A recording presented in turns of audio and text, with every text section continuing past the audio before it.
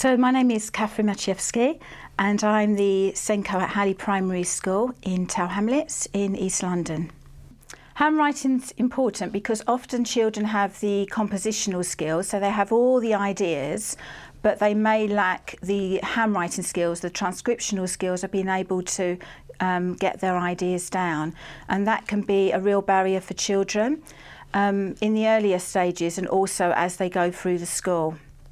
I think from a SENCO point of view, you need to know that handwriting has been taught consistently through the school, and also that it's been taught every day, so that there's a routine established for the children. So if you know that the children have had that first quality teaching of handwriting that's led by the class teacher, and yet they're still struggling with handwriting, then you realise that the child, there may be some more underlying concerns. So perhaps they've got DCD or they've got some spatial awareness difficulty.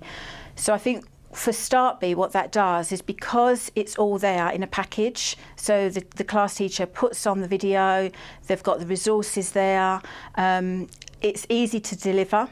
And because it's easy to deliver, it happens, and it happens every day, and it's part of a routine which the children also know. Therefore, as a SENCO, I can be really secure that it's being delivered rigorously. Then I have an idea of, through the assessment, which children are really struggling. And I think that's what's key, is the fact that if you can be absolutely sure that you've got a handwriting programme in school and it's running as it should run, then as a SENCO you get to see which children are actually struggling with handwriting because they've actually had all that quality first teaching. So I think that's what's really useful about Start B, the fact that it's all there as a package.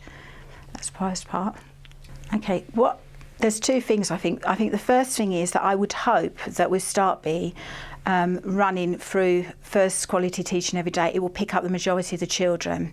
So the first example is, there is a child, can I show his book?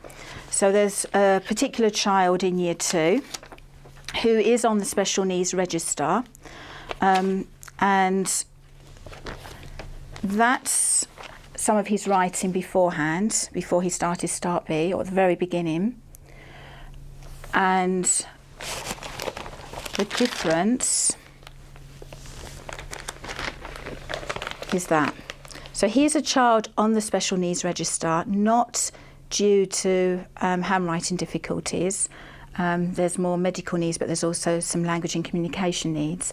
But I think what Start B has done, first of all, is through the first quality of every day, it being taught every day, it's actually helped his sizing be consistent and also develop greater control over his letters. First piece was the 15th of September, and then we're looking at the 23rd of November, so we're looking at sort of less than 2 months really, in terms of half term as well.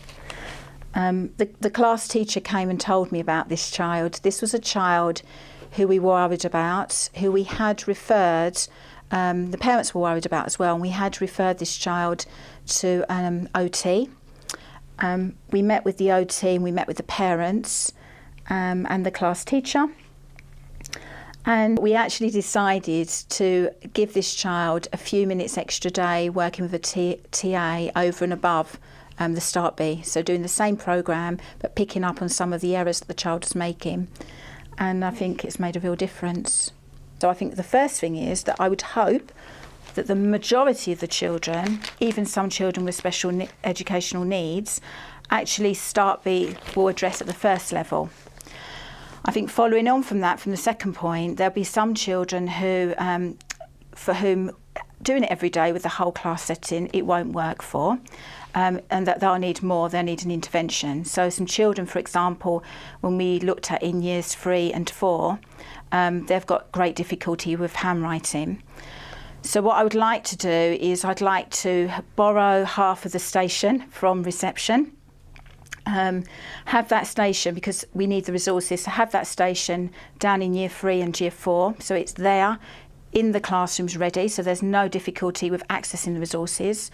Then train up a TA One of the TAs I know is very, very consistent, and she, if you ask her to do something, she will take it on board and run with it. So have that TA trained up alongside myself, and then look at the timetables and have Start B delivered for a small group of children. That TA actually works in year 4, but what I'd like her to do is to pick up some children in year 3 and year 4 and pull them together as a cohesive group, and then deliver it each day with those children. Expected outcomes for end of Key Stage 1 and Key Stage 2 are important. Because children are on the special needs register, it doesn't mean that we don't have high expectations for them. We have high expectations for them, and we want them to be able to accelerate their learning and to actually reach the same level as their peers in terms of handwriting. So what I found really useful was actually when Mel came into school, and it was the literacy coordinator, Mel, and myself in the classes 3, 4, 5 and 6, and we looked at children's handwriting, and very quickly you could see which children were struggling. We looked at their pencil grip as well. Having looked at their pencil grip, 2 things have arisen from that. One is, as a SENCO, when I'm going into the classrooms, I'm always now correcting children's pencil grips when they're doing some writing. So it's done 2 purposes really. One has been linked to the ongoing work with children and my role as a SENCO, going in, supporting children with their writing and looking at the pencil grip and correcting it there and then. And the second part is the assessment part.